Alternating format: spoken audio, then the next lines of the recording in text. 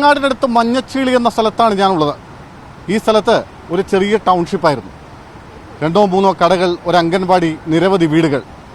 ആ സ്ഥലത്തിൻ്റെ അവസ്ഥ ഇപ്പോൾ തിരിച്ചറിയാൻ പോലും കഴിയാത്തത്ര ഭീകരമായിരിക്കുന്നു.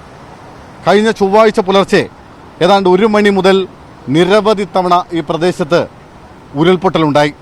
ഉരുൾപൊട്ടലിൽ നശിച്ചത് ഏതാണ്ട് 14ലധികം വീടുകൾ പൂർണ്ണമായും നശിച്ചു. ഭാഗികമായി നശിച്ച വീടുകളുടെ കണക്ക് ഒരുപക്ഷെ ഇപ്പോഴും എടുത്തു വരുന്നതേ ഉള്ളൂ. 1000-ലധികം ആളുകൾ വിവിധ ദുരിതാശ്വാസ ക്യാമ്പുകളിലാണ്. ഞാനിപ്പോൾ ഈ നിൽക്കുന്ന സ്ഥലത്തിൽ നിന്ന് തൊട്ട് മുകൾ ഭാഗത്തായി നമുക്ക് ആ ദൃശ്യങ്ങളിൽ കാണാം അടിച്ചിപ്പാറ എന്ന് പറയുന്ന സ്ഥലം. ആ മലയുടെ മുകൾ ഭാഗത്താണ് ഈ അടിച്ചിപ്പാറ എന്ന് പറയുന്ന സ്ഥലം. അവിടെ നിന്നാണ് വലിയ ഉരുൾപൊട്ടൽ ആദ്യം ഉണ്ടാകുന്നത്. അതിനെ തുടർന്ന് പലയിടങ്ങളിൽ നിന്നായി ഏതാണ്ട് 8 ഇടങ്ങളിലായി ഈ ഭാഗത്ത് ഉരുൾപൊട്ടൽ ഉണ്ടായി എന്നാണ് ദൃക്സാക്ഷികൾ പറയുന്നത്. ഞാൻ ഈ നിൽക്കുന്ന സ്ഥലത്ത് മാത്രം ഏതാണ്ട് 8ഓളം വീടുകൾ പൂർണ്ണമായും നശിച്ചു. നിരവധി വീടുകൾ ഭാഗികമായി നശിക്കുന്ന സാഹചര്യമുണ്ട്. കൃഷിയിടങ്ങൾ, ഈ ഉരുൾപൊട്ടിയിറങ്ങിയ ഭാഗത്തെ കൃഷിയിടങ്ങളൊക്കെ പൂർണ്ണമായും നശിച്ച അവസ്ഥ. വലിയ പടുകൂറ്റൻ പാറകളും വലിയ മരക്കഷ്ണങ്ങളുമൊക്കെ വന്ന് ഒരു പ്രദേശത്തെ മണ്ണിട്ടു മൂടി പൂർണ്ണമായും നശിപ്പിച്ച് ഇല്ലാതായി പോകുന്ന വലിയ ഉരുൾപൊട്ടലിനാണ് ഈ നാട് സാക്ഷ്യം വഹിച്ചത്. അതായത് 8 തവണ ഈ ഭാഗത്ത് മാത്രം ഉരുൾപൊട്ടൽ ഉണ്ടായി എന്നാണ് നമുക്ക് ലഭ്യമാവുന്ന വിവരം. ഏതാണ്ട് 12 വീടുകൾ ഈ ഭാഗത്ത് മാത്രം നശിച്ചു.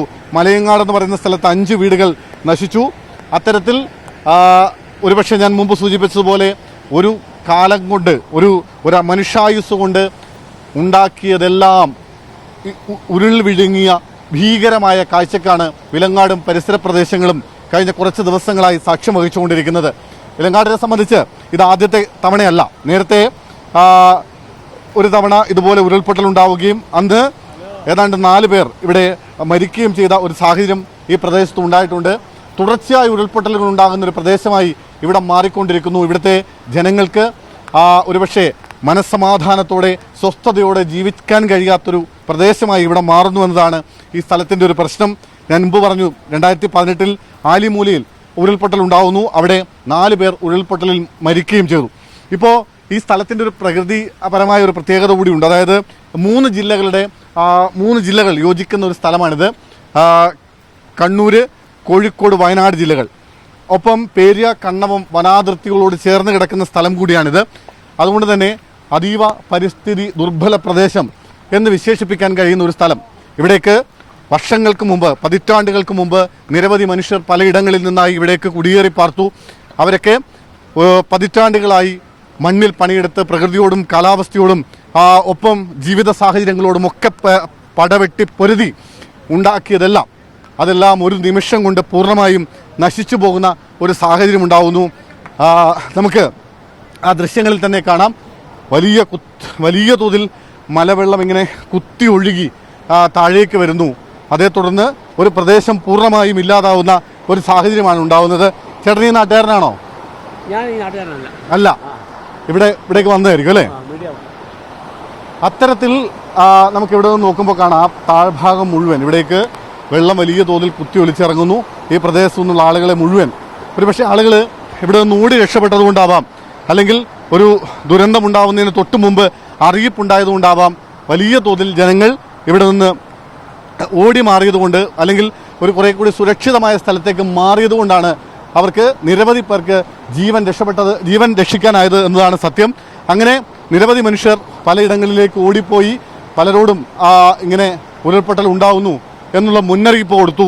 അങ്ങനെ മുന്നറിയിപ്പ് കൊടുത്ത കൂട്ടത്തിലുള്ള ഒരു മനുഷ്യനായിരുന്നു ഈ ഉരുൾപൊട്ടലിൽ ജീവൻ നഷ്ടപ്പെട്ടു പോയ മാത്യു എന്ന് പറയുന്ന റിട്ടയർഡ് അധ്യാപകൻ. ചേട്ടാ, ഒരു നിമിഷം. ചേട്ടൻ ഈ നാട്ടുകാരനല്ലേ? എവിടെയായിരുന്നു വീട്?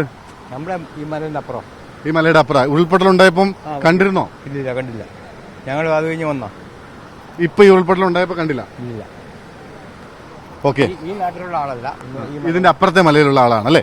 ഓക്കെ, ഈ ഭാഗത്തുള്ള ആളുകളെല്ലാം പൂർണ്ണമായും തന്നെ ദുരിതാശ്വാസ ക്യാമ്പുകളിലേക്കൊക്കെ മാറിക്കഴിഞ്ഞിട്ടുണ്ട്. അതുകൊണ്ട് അവർക്ക് ഞാൻ മുമ്പ് സൂചിപ്പിച്ച ഏതാണ്ട് 5 ദുരിതാശ്വാസ ക്യാമ്പുകൾ വിവിധ ഭാഗങ്ങളിലായി തുറന്നിട്ടുണ്ട്. 5 ദുരിതാശ്വാസ ക്യാമ്പുകളിലായി 750-നും 1000-നും ഇടയ്ക്കുള്ള ആളുകളെ വിവിധ ഇടങ്ങളിലേക്ക് മാറ്റി പാർപ്പിച്ചിരിക്കുന്നു.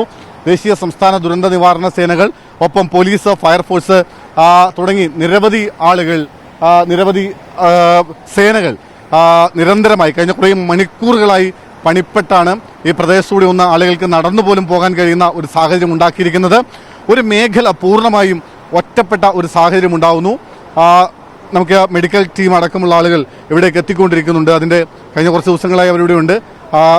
അവർ പരമാവധി സന്നദ്ധ പ്രവർത്തകർ അടക്കമുള്ള ആളുകൾ, മെഡിക്കൽ ടീം അടക്കമുള്ള ആളുകൾ അവരൊക്കെ ഇവിടെയുണ്ട്.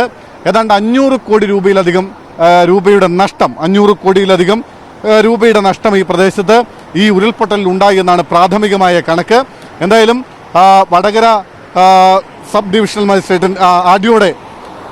വടകര ആർഡിഒയുടെ നേതൃത്വത്തിലുള്ള സംഘം, റവന്യൂ വകുപ്പ് ഉദ്യോഗസ്ഥർ ഇവിടെ ക്യാമ്പ് ചെയ്യുന്നുണ്ട്. കഴിഞ്ഞ 3 ദിവസങ്ങളായി അവരാണ് ഇവിടെ പ്രവർത്തനങ്ങളൊക്കെ ഏകോപിപ്പിക്കുന്നത്. എന്തായാലും ഒരുപക്ഷെ വീണ്ടും ആളുകൾക്ക് ഇവിടേക്ക് തിരിച്ചു കയറി വന്ന് താമസിക്കാൻ കഴിയാത്ത ഒരു വലിയ സാഹചര്യം, വലിയ ഭീകരമായ ഒരു സാഹചര്യമാണ് ഇവിടെ രൂപപ്പെട്ടിരിക്കുന്നത്. റോഡുകൾ, പാലങ്ങൾ, അതുപോലെ വീടുകൾ ഒക്കെ നശിച്ചിരിക്കുന്നു. 100 കണക്കിന് ഏക്കർ കൃഷിയിടമൊക്കെ പൂർണ്ണമായും ഒഴുകിപ്പോകുന്ന ഒരു സാഹചര്യം ഉണ്ടായിരിക്കുന്നു. ഇനി എന്ത് എന്ന ചോദ്യവുമായി നിരവധി മനുഷ്യരെ നമ്മൾ ഈ ഭാഗങ്ങളിൽ, ഈ പ്രദേശങ്ങളിലൊക്കെ കാണുന്നുണ്ട്. അവരുടെ പുനരധിവാസം എന്നത് ഏറ്റവും പ്രധാനപ്പെട്ട ഒരു കാര്യം തന്നെയാണ്. ആ പുനരധിവാസത്തിന് വേണ്ടുന്ന നടപടികളാണ് സർക്കാരിൻ്റെ ഭാഗത്തു നിന്ന് ഇനി അടിയന്തരമായി ഉണ്ടാവേണ്ടത്. അങ്ങനെ ഒരു ആവശ്യമാണ് അവർ ഉന്നയിക്കുന്നത്.